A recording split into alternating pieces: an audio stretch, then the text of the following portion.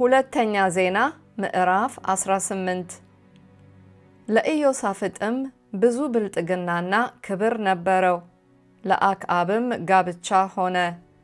ከጥቂት ዓመት በኋላም ወደ አክዓብ ወደ ሰማርያ ወረደ። አክዓብም ለእርሱና ከእርሱ ጋር ለነበሩት ሕዝብ ብዙ በጎችንና በሬዎችን አረደ። ከእርሱም ጋር ወደ ሬማት ዘገለዓድ ይሄድ ዘንድ አባበለው። የእስራኤልም ንጉሥ አክዓብ የይሁዳን ንጉሥ ኢዮሳፍጥን ከኔ ጋር ወደ ሬማት ዘገለዓድ ትሄዳለህን? አለው። እርሱም እኔ እንዳንተ ነኝ፣ ሕዝቤም እንደ ሕዝብህ ናቸው፣ በሰልፍም ከአንተ ጋር እንሆናለን ብሎ መለሰለት። ኢዮሳፍጥም የእስራኤልን ንጉሥ የእግዚአብሔርን ቃል አስቀድመህ ትጠይቅ ዘንድ እለምንሃለሁ አለው። የእስራኤልም ንጉሥ ነቢያቱን 400 ሰዎች ሰብስቦ ወደ ሬማት ዘገለዓድ ለሰልፍ ልሂድን ወይስ ልቅር አላቸው።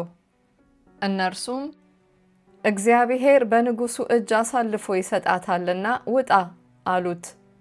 ኢዮሳፍጥ ግን እንጠይቀው ዘንድ የእግዚአብሔር ነቢይ የሆነ ሌላ ሰው በዚህ አይገኝምን? አለ። የእስራኤልም ንጉሥ ኢዮሳፍጥን እግዚአብሔርን የምንጠይቅበት አንድ ሰው አለ፣ ነገር ግን ሁል ጊዜ ክፉ እንጂ ከቶ መልካም ትንቢት አይናገርልኝምና እጠላዋለሁ። እርሱም የይምላ ልጅ ሚክያስ ነው አለው። ኢዮሳፍጥም ንጉሥ እንዲህ አይበል አለው። የእስራኤልም ንጉሥ አንድ ጃንደረባ ጠርቶ የይምላን ልጅ ሚክያስን ፈጥነህ አምጣው አለው። የእስራኤል ንጉሥና የይሁዳ ንጉሥ ኢዮሳፍጥ ልብሰ መንግሥት ለብሰው በሰማርያ በር መግቢያ አጠገብ በአደባባይ በዙፋኖቻቸው ላይ ተቀምጠው ነበር። ነቢያትም ሁሉ በፊታቸው ትንቢት ይናገሩ ነበር። የክንዓና ልጅ ሴዴቅያስም የብረት ቀንዶች ሰርቶ እግዚአብሔር እንዲህ ይላል፣ ሶርያውያንን እስኪጠፉ ድረስ በእነዚህ ትወጋለህ አለ። ነቢያትም ሁሉ እግዚአብሔር በንጉሡ እጅ አሳልፎ ይሰጣታልና ወደ ሬማት ዘገለዓድ ሂድና ተከናወን እያሉ እንዲሁ ትንቢት ይናገሩ ነበር። ሚክያስንም ሊጠራ የሄደ መልእክተኛ እነሆ ነቢያት በአንድ አፍ ሆነው ለንጉሡ መልካም ይናገራሉ፣ ቃልህም እንደ ቃላቸው እንዲሆን መልካም እንድትናገር እለምንሃለሁ አለው። ሚክያስም ሕያው እግዚአብሔርን አምላክ የሚለውን እርሱን እናገራለሁ አለ። ወደ ንጉሡም በመጣ ጊዜ ንጉሡ ሚክያስ ሆይ ወደ ሬማት ዘገለዓድ ለሰልፍ እንሂድን ወይስ እንቅር አለው። እርሱም ውጣ፣ ተከናወን፣ በእጅህም አልፈው ይሰጣሉ አለ። ንጉሡም በእግዚአብሔር ስም ከእውነት በቀር እንዳትነግረኝ ስንት ጊዜ አምልሃለሁ አለው። እርሱም እስራኤል ሁሉ ጠባቂ እንደሌላቸው በጎች በተራሮች ላይ ተበትነው አየሁ። እግዚአብሔርም ለእነዚህ ጌታ የላቸውም፣ እያንዳንዱም በሰላም ወደ ቤቱ ይመለስ አለ ብሎ ተናገረ። የእስራኤልም ንጉሥ ኢዮሳፍጥን ክፉ እንጂ መልካም ትንቢት አይናገርልኝም አላልሁህምን? አለው። ሚክያስም አለ እንግዲህ የእግዚአብሔርን ቃል ስሙ። እግዚአብሔር በዙፋኑ ተቀምጦ የሰማይም ሰራዊት ሁሉ በቀኙና በግራው ቆመው አየሁ። እግዚአብሔርም ወጥቶ በሬማት ዘገለዓድ ይወድቅ ዘንድ የእስራኤልን ንጉሥ አክዓብን የሚያታልል ማን ነው? አለ። አንዱም እንደዚህ ሌላውም እንደዚያ ያለ ነገር ተናገረ። መንፈስም መጣ፣ በእግዚአብሔርም ፊት ቆሞ እኔ አታልለዋለሁ አለ። እግዚአብሔርም በምን አለው።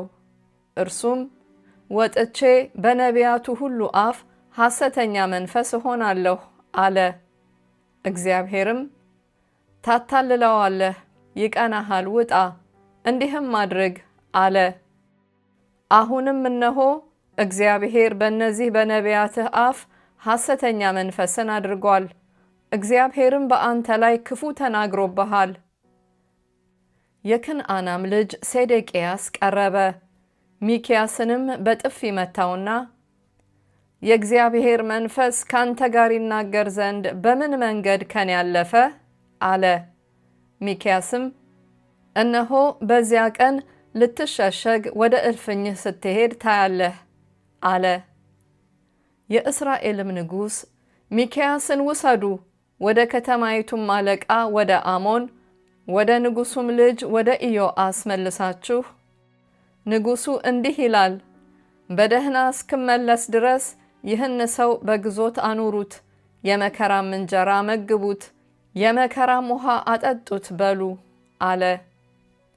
ሚክያስም በደህና ብትመለስ እግዚአብሔር በእኔ የተናገረ አይደለም አለ። ደግሞም እናንተ ሕዝቡ ሁሉ ስሙኝ አለ። የእስራኤል ንጉሥና የይሁዳ ንጉሥ ኢዮሳፍጥ ወደ ሬማት ዘገለዓድ ወጡ። የእስራኤል ንጉሥም ኢዮሳፍጥን ልብሴን ለውጬ ወደ ሰልፍ ገባለሁ፣ አንተ ግን ልብስህን ልበስ አለው። የእስራኤልም ንጉሥ ልብሱን ለወጠ፣ ወደ ሰልፍም ገቡ። የሶርያም ንጉሥ የሰረገሎቹን አለቆች ከእስራኤል ንጉሥ በቀር ትንሽ ቢሆን ወይ ትልቅ ከማናቸውም ጋር አትጋጠሙ ብሎ አዞ ነበር። የሰረገሎችም አለቆች ኢዮሳፍጥን ባዩ ጊዜ የእስራኤል ንጉሥ ነው አሉ። ሊጋጠሙትም ከበቡት። ኢዮሳፍጥ ግን ጮኸ፣ እግዚአብሔርም ረዳው፣ አምላኩም ከእርሱ መለሳቸው። የሰረገሎቹም አለቆች የእስራኤል ንጉሥ እንዳልሆነ ባዩ ጊዜ እርሱን ከማሳደድ ተመለሱ። አንድ ሰውም ቀስቱን በድንገት ገትሮ የእስራኤልን ንጉሥ በጥሩሩ መጋጠሚያ በኩል ሳምባውን ወጋው።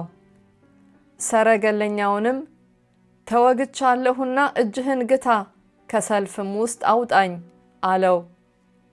በዚያም ቀን ሰልፍ በረታ።